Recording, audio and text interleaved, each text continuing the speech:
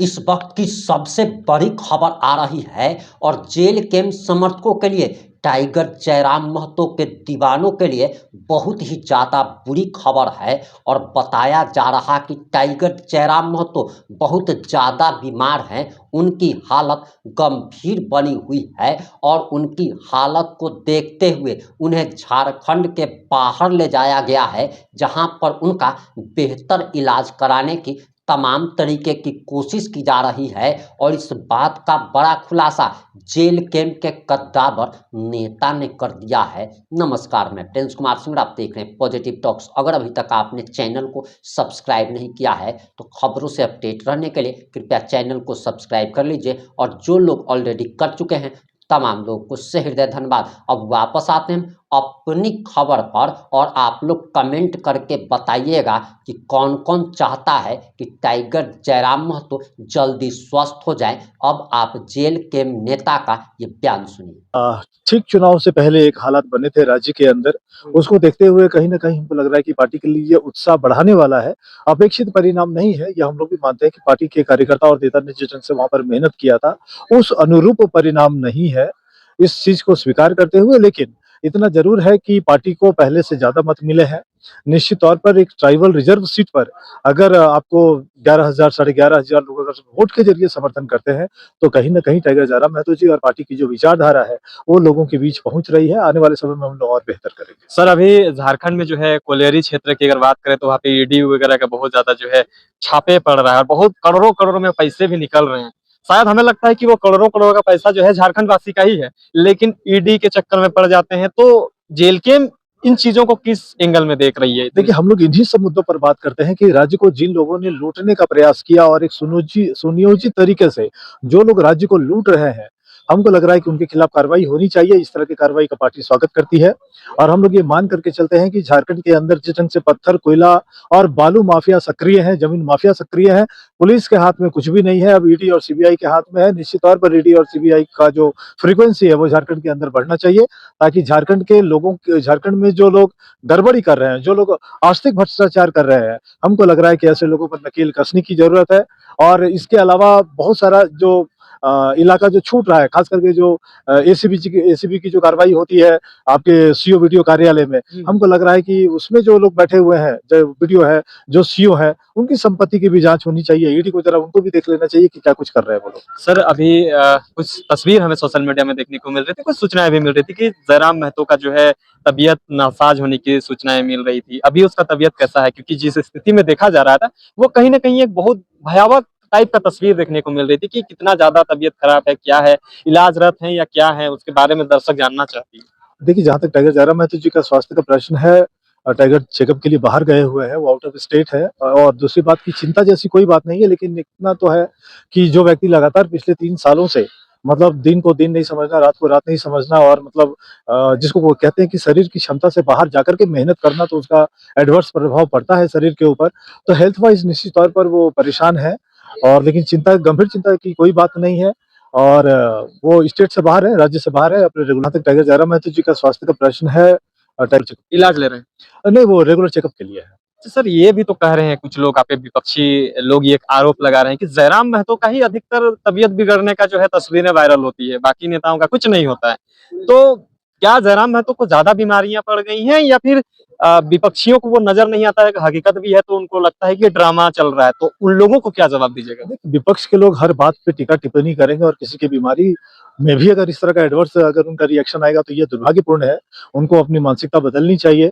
और अभी थोड़ी देर पहले जो हम कह रहे थे पलटू भाई, कि जो व्यक्ति पिछले 3 साढ़े 3 सालों से मतलब एक अनिर्वत मतलब वो मेहनत भी कर रहे हैं और शरीर की क्षमता से बाहर जाकर के वो परिश्रम करते हैं, तो उसका असर पड़ता है शरीर के ऊपर। तो इस सच्चाई को लोगों को स्वीकार करना चाहिए और जितना मेहनत वो करते हैं, टिप्पणी करने वाले करके देख ले, उनको पता चल जाएगा। सर, जेल कैंप का जो सुप्रीमो है जयराम महतो, उसका विधायक बने 1 साल हो गया, कल ही उनका 1 साल हो गया, लेकिन आपसे आज हम बातचीत कर रहे हैं। लोग ये कह रहे हैं ना कि डुमरी में जो है फिर से जो है एक झांसा मिला, एक जो है कहें कि निराशाजनक स्थिति पाया गया। तो वाकई में लगता है कि जेल कैंप का विधायक बना डुमरी से, तो 1 सालों में कुछ परिवर्तन देख पाए होंगे लोग? लोग आरोप नहीं लगा रहे हैं, ये विपक्ष का सवाल है। देखिए, विपक्ष के आरोपों को रेफरेंडम नहीं मानना चाहिए। इसके लिए आपको एक बार जाना पड़ेगा डुमरी और वहाँ के आम लोगों से आपको बात करना चाहिए। जो राजनीतिक प्रतिद्वंदी हैं, वो निश्चित तौर पर वो विरोध में ही वो बात करेंगे। तो आपको भी पलटू भाई हमको आग्रह करेंगे कि आप एक बार ग्राउंड रिपोर्टिंग करें, जाएँ आप डुमरी में और वहाँ के आम लोगों से बात करें। पिछले दिनों जिस ढंग से ताबड़तोड़ शिलान्यास हो रहा है, वहाँ पे नई-नई योजनाएँ आ रही हैं, खास करके जो रिमोट एरियाज़ में सड़क के लिए जो शिलान्यास हो रहा है, ये 25 सालों में क्यों नहीं हुआ?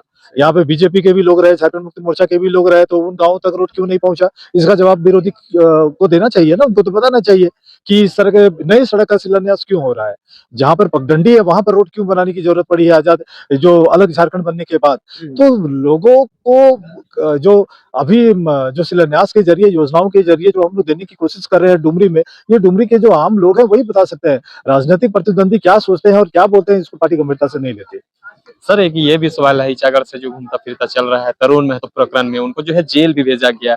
बालू वाला प्रकरण है, लेकिन एफआईआर में उसका कोई जिक्र नहीं है। जिस तरह से उनके ऊपर जो 3rd डिग्री का है या जैसा भी मार मिला होगा, लेकिन उसका जो फोटोज वीडियोस हमने देखा, तो एक तरह से दर्दनाक स्थिति में देखा गया, एक नाजुक स्थिति में देखा गया। जेलकेम का एक सम्मानित नेता है, जिनको 43,000 मत मिला था ईचागढ़ विधानसभा से। वैसे नेताओं को अगर इस तरह की चीजों का सामना करना पड़ रहा है, तो क्या लगता है? देखिए, चोरों का आतंक इतना ज़्यादा हो गया है कि कानून के रखवाले भी अब उनके दलाल के रूप में काम करने लगे हैं।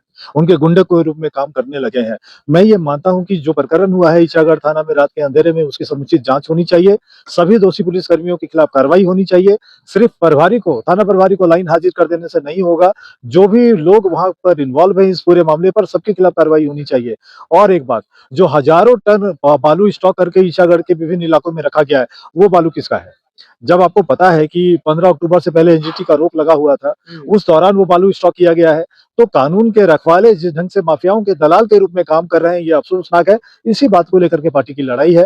हम लोग बार-बार बोलते हैं कि झारखंड के अंदर जिस ढंग से कोयला, बालू, पत्थर को लेकर के जो अवैध खनन हो रहा है, जो माफिया पनप रहे हैं, वो कहीं न कहीं कानून को धत्ता बता रहे हैं और कानून के रखवाले पैसे के लालच में उनके एजेंट के रूप में काम कर रहे हैं, उनको संरक्षण दे रहे हैं और उसके ऊपर जो राजनीतिक शासकीय संरक्षण प्राप्त है, ये सारी गड़बड़ी का ये जड़ है। हमको लग रहा है कि शासन प्रशासन को निष्पक्ष होकर के काम करना चाहिए, लॉ एंड ऑर्डर को मेंटेन रखना चाहिए, चीज़ों को आप दुरुस्त करें और आपके इलाके में जो मिनरल्स को लेके जो काम हो रहा है, माइनिंग के मामले में जो काम हो रहा है, निश्चित तौर पर उसको आपको एज़ पर लॉ चलना चाहिए, एज़ पर टेंडर चलना चाहिए और किन परिस्थितियों में 15 अक्टूबर से पहले हज़ारों टन बालू नदियों से निकाल करके स्टॉक किया गया, संबंधित लोगों पर कार्रवाई होनी चाहिए। पलटू भाई, झारखंड की स्थिति बहुत दर्दनाक है, बहुत खतरनाक है और ऐसे हालत में आपने ठीक कहा कि ईचागढ़ के जो हमारे पूर्व प्रत्याशी रहे हैं, 43,000 मत लाने के बाद अगर व्यवस्था के ऊपर सवाल उठाते हैं, चोरों के ऊपर अगर उँगली उठाते हैं, तो कानून के रखवाले उल्टा उनके ऊपर कार्रवाई करते हैं। तो ये दुर्भाग्यपूर्ण स्थिति ये है। भी तो कहा जा रहा है ना कि आप लोग अंधेरी रात में शायद उनसे सेटिंग गेटिंग करने गए होंगे, इस वजह से ऐसा हुआ? नहीं, अंधेरी रातों में सेटिंग गेटिंग करने के लिए गए थे। अगर सेटिंग गेटिंग होता तो टेलीफ़ोन पर वो दिन में भी बात कर सकते थे, कहाँ कोई प्रॉब्लम था। समस्या ये है कि रात के अंधेरे में वो इसलिए देखने के लिए गए थे कि सच्चाई क्या है। जो बात हज़ारों टन, और ये सिर्फ ईचागढ़ की बात नहीं है, पूरे झारखंड के अंदर बालू और कोयला को लेकर के यही स्थिति है।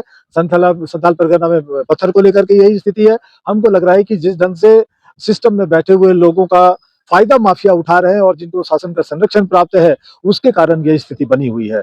रक्षक अगर भक्षक बनेगा और जो लोग शासन में बैठे हुए हैं, वो अगर खुद अगर भ्रष्टाचार में लिप्त होंगे, तो हमको लग रहा है कि तस्करों का, अवैध कारोबारियों का जो मनोबल है, वो बढ़ता है, ऊँचा होता है। लेकिन उसके इस तरह के कृत्य को ढकने के लिए इस तरह से जो आवाज़ उठाने वाले के ऊपर कार्रवाई करना, व्हिसिल ब्लोअर के ऊपर कार्रवाई करना, हमको लग रहा है कि ये दुर्भाग्यपूर्ण है, ये अक्षम्य है, पार्टी के लिए अस्वीकार्य है। पार्टी का क्या स्टैंड रहेगा ईचागढ़ प्रकरण में? निश्चित तौर पे हम लोग ये मान करके चलते हैं कि जो प्रकरण हुआ है, उसकी समुचित जाँच होनी चाहिए और दोषी पुलिसकर्मियों के खिलाफ कार्रवाई होनी चाहिए और उस एरिया में जितने बालू के तस्कर हैं, उनके खिलाफ उनको चिन्हित करते हुए, उनके कारोबार पे रोक लगे, उनके खिलाफ कार्रवाई होनी चाहिए। सर ये सिल्ली से एक सवाल है कि एक स्वतंत्रता सेनानी भूली महतो को जो है एक सम्मान देने का काम कर रहे हैं, वहाँ पे एक जो है मूर्ति का अनावरण करने जा रहे हैं, उसमें डुमरी विधायक जयराम महतो भी है। तो जो चीजें हमें लगता है 25 सालों में जो लोग वहाँ पे राजनीति करते आए हैं, उन लोगों को शायद हमें लगता है नजर नहीं आया होगा, या फिर जेल कैंप वाले लोग राजनीतिक परिदृश्य को अपनाने के लिए इस तरह से कर रहे हैं, कुछ लोगों का सवाल है। तो क्या लगता है कि स्वतंत्रता क्रांतिकारियों का बात करने वाले पार्टी क्रांतिकारियों का मूर्ति का अनावरण करते हैं, बाकी नेतृत्व करने वाले नेता जो अदर राजनीतिक दल के हैं, वो इस चीजों के बारे में नहीं सोचते हैं। जेल कैंप वाले लोग ये कह रहे हैं कि ये पार्टी सच्ची श्रद्धांजलि क्रांतिकारियों को देने के लिए आगे आ रही है। निश्चित तौर पर ये कार्यक्रम 27 तारीख को कार्यक्रम है। भाई देवेंद्र नाथ महतो के नेतृत्व में मुख्य अतिथि होंगे टाइगर जयराम महतो जी उस कार्यक्रम के। सूचनाएँ और जो आमंत्रण है वो पार्टी के विभिन्न पदाधिकारियों तक पहुँचा है। सुबह आज हमको भी देवेंद्र भाई ने निमंत्रित किया है उस कार्यक्रम के लिए। देखिए इस पूरे मामले पर अभी अगर बुली मातो जी को लेकर के अगर मूर्ति का अनावरण हो रहा है, तो अब तक उनकी उपेक्षा क्यों हो रही थी? ये दूसरे दलों के लोगों को खास करके जो झारखंड नामधारी पार्टियाँ हैं, उनसे ये सवाल होना चाहिए था। आजसू से पूछना चाहिए था, झारखंड मुक्ति मोर्चा वालों से पूछना चाहिए था। बीजेपी और कांग्रेस से इन सब मामलों पर हम लोगों को उम्मीद नहीं है। लेकिन ये जो छूटे हुए जो लोग हैं, जो उपेक्षित जो स्वतंत्रता सेनानी हैं, उनको जेल के सम्मान देने का काम कर रही है। उनको चिन्हित कर रही है, उनकी मूर्ति का स्थापना हो रहा है, उनका अनावरण हो रहा है। हमको लग रहा है कि जिन लोगों ने ऐसे लोगों की अब तक उपेक्षा की है, हमको लग रहा है कि उनसे ये सवाल निश्चित तौर पर पूछना चाहिए और हम लोगों का ये मिशन भी है कि जो भी अलग झारखंड का के जो आंदोलनकारी रहे, जो स्वतंत्रता सेनानी रहे, ऐसे लोगों की पहचान कर उनको समुचित सम्मान मिले, इसके लिए पार्टी प्रयास करती सर एक रहेगी। अंतिम सवाल रहेगा मेरा। जयराम महतो का तस्वीर देखने के बाद लोगों को बहुत सारा संशय है कि जयराम महतो का स्थिति काफी गंभीर है। अंतिम रूप से तमाम जेल कैंप के कार्यकर्ताओं, जेल कैंप के चाहने वाले, जेल कैंप के लोगों को क्या कुछ कहिएगा जयराम महतो को लेकर कि कैसा स्थिति है? क्योंकि 4-5 दिन तो बीत चला है। अब कितना दिन ऐसा स्थिति में रहेंगे? डुमरी वासी के बीच, झारखंड वासी के बीच कब से वापसी करेंगे? देखिए, उनके स्वास्थ्य को लेकर के जैसा मैंने पहले भी कहा है कि जिस ढंग से ओवर एग्ज़ॉस्टिंग के कारण उनका जो बॉडी है, उसमें कॉम्प्लिकेशन है, निश्चित तौर पर ये है और ये चिंता का विषय है, ये मैं मानता हूँ और उनको रेगुलर अंडर ट्रीटमेंट रहना पड़ रहा है, ये भी चिंता का विषय है। लेकिन आज जब मैं आपसे बात कर रहा हूँ, उस वक़्त वो आउट ऑफ स्टेट है और वो चेकअप के लिए गए हुए हैं, वो बहुत बहुत जल्द झारखंड लौटेंगे और जैसा कि आप बोल रहे थे, अभी ज़िक्र भी कर रहे थे, बुली मातो जी वाले मूर्ति अनावरण को लेकर के, उस कार्यक्रम से पहले आपने जेल के नेता का पूरा बयान बड़े ही ध्यान से सुन लिया होगा। अब आपकी क्या प्रतिक्रिया है? अपनी प्रतिक्रिया जरूर दीजिएगा। जुड़े रहे हमारे साथ। जय हिंद, जय भारत।